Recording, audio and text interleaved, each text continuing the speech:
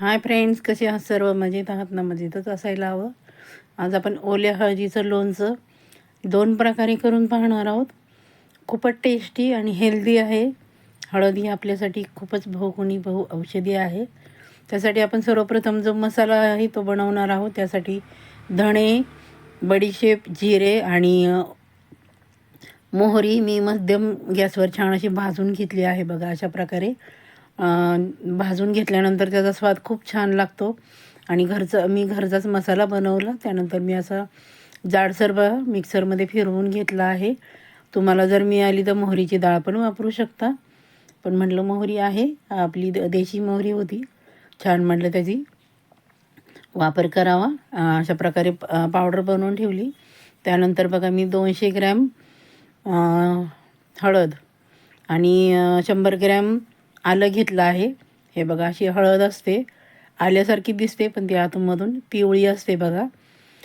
त्यानंतर आपण ती छान अशी धुवून घेतली. त्याला भरपूर माती असते. त्याला 1 ते 2 तास पाण्यात ठेवायचं आणि नंतर ती धुवून काढायची आणि पुसून घ्यायची. महत्त्वाची, पाण्याचा अंश जरा पण ठेवायचा नाही. आणि हे बघा, चाकूच्या साहाय्याने असं तुम्ही त्याचं जे वरचं साल आहे ते काढून घ्यायचं आहे. चाकूनीच काढायचं. पिलरनी जर तुम्ही काढलं, म्हणजे जे साल काढायचं मशीन आहे त्याने, तर तुमची हळद आहे ती वाया जाऊ शकते. म्हणून नाही वेळ लागत त्याला. मस्त असं चाकूच्या साहाय्याने ती काढून घ्यायची आहे बघा. खूप सुंदर होते आणि हे लोणचं तुम्ही 1 वर्ष नाही 2 वर्ष वापरू शकता. माझ्याकडे मागच्या वर्षी बनवलेलं मी लोणचं अजून आहे, पण मी ते किसून बनवलं होतं. आज म्हटलं चला वेगळ्या प्रकारे बनवूया. त्याच्या वेगळ्या अशा फोडी बनवून घ्यायच्या. हे बघा, अशा प्रकारे आपण छान असे त्याची साल काढून घ्यायची आहे. अजिबात म्हणजे काढायला अवघड नाही, एकदम सोपं आहे. चाकूच्या साहाय्याने व्यवस्थित निघते. हे बघू शकता आपण. पूर्ण व्हिडिओ स्किप न करता पाहायचा आहे मैत्रिणींनो. हे बघा, आपण दाखवते मी तोडून. ही बघा हळद. आणि मला दुसरं एक मिळालं होतं, आंबे हळद बघा. ती बघा पांढरी असते बघा, तोडून दाखवले मी, पांढरी असते. मी ती पण यामध्ये त्याचा वापर केला आहे. आपण सर्व जे हळद आहे त्याचे साल काढून घेतलं आहे आणि आपण अशा प्रकारे त्याचे तुकडे करून घेणार आहोत बघा. मी एकतर त्याचे स्लायसेस करून घेतले आहेत, म्हणजे गोल गोल चकत्या केल्या आहेत, आणि एकाच्या मी असे उभे उभे त्याचे काप बनवून घेतले आहेत बघा. हे बघा, असे उभे काप बनवले आहेत. त्यामध्ये मी लिंबू पिळून घेणार आहे. लिंबाने आपलं लोणचं आहे ते जास्त दिवस टिकतं आंबटपणामुळे. आणि लिंबू तुमच्या आवडीप्रमाणे तुम्ही घालू शकता. मी इथे 2 लिंबांचा वापर करणार आहे ह्या लोणच्यासाठी, आणि दुसऱ्या ज्या चकत्या बनवल्या आहेत त्याच्यासाठी. मस्त असं लिंबू पिळून घ्यायचं. चटपटीत असं हेल्दी लोणचं बनवायचं आहे. तुम्हाला जर हळद जर मिळाली तर अवश्य बनवून ठेवा. त्यानंतर आपण घरचं जे आपलं मीठ आहे ते घातलं आहे 1 चमचा, आणि त्यानंतर मी काळ्या मिठाचा वापर केला आहे. काळं मीठ म्हणतात ते, त्याने तर खूप छान चव लागते.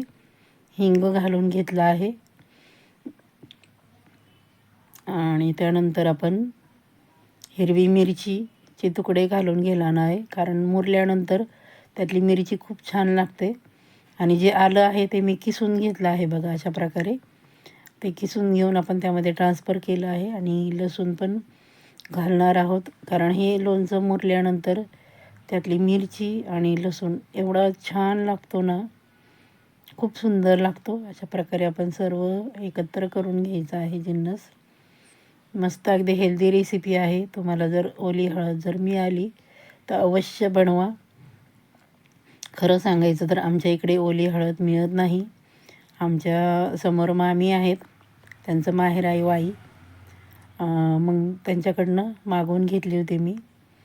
म्हणलं त्यानिमित्ताने खाणं पण होतं, नाहीतर आमच्याकडे तर अजिबात मिळत नाही ओली हळद. हे बघा, त्यानंतर जो आपण मसाला बनवून घेतला होता तो त्यामध्ये घालून घेतला आहे, एकत्र करून घेतला आहे बघा. आणि छान असं आपण ते एकत्र करायचं आहे. खूप छान चव लागते. जिरे, धणे, बडीशेप आणि मोहरी, ते मसाला आहे ना, जेव्हा तुम्ही बारीक करता ना मिक्सरला, एवढा घमघमाट सुटतो ना खरंच.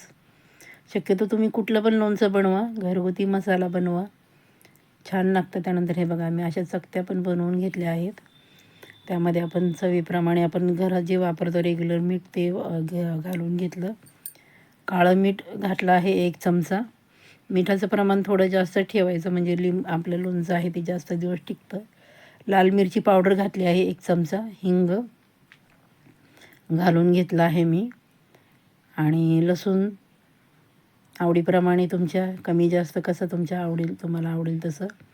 आणि हिरवी मिरची आणि लसूण आलं आहे जे किसलेलं ते त्यामध्ये मी घालून घेतला आहे बघा. आणि जो मसाला आपण बारीक केला होता तो पण त्यामध्ये अशा प्रकारे घालून घ्यायचा आहे. खूपच टेस्टी होतं बघा लोणचं. 2 प्रकार केले आहेत मी. तुम्हाला जो आवडतो तो करायचा आहे. तुम्हाला जर किसून आवडत असेल तर किसून केला तरी पण चालेल, तो पण छान लागतं लोणचं.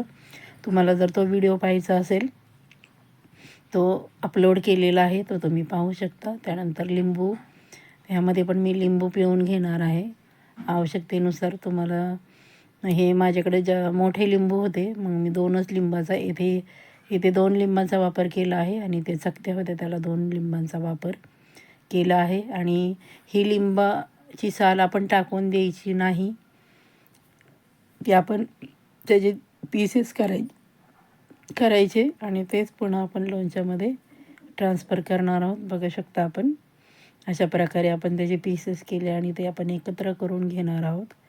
कारण जेव्हा हे लोणचं मुरतं की नाही, मस्तच एवढं छान लागतं. त्यातली मिरची,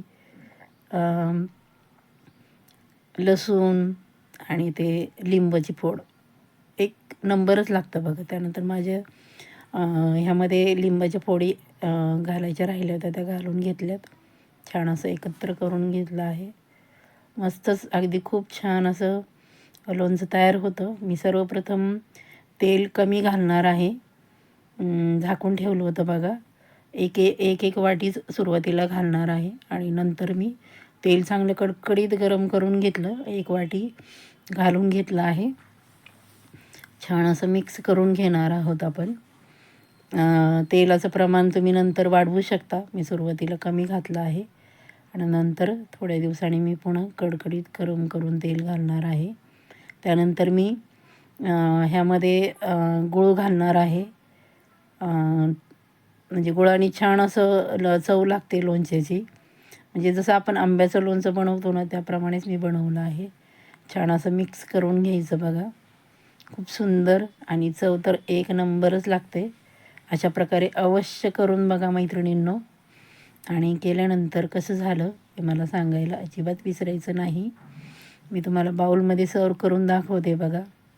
आहा, सुटलं की नाही तोंडाला पाणी. मस्तच अगदी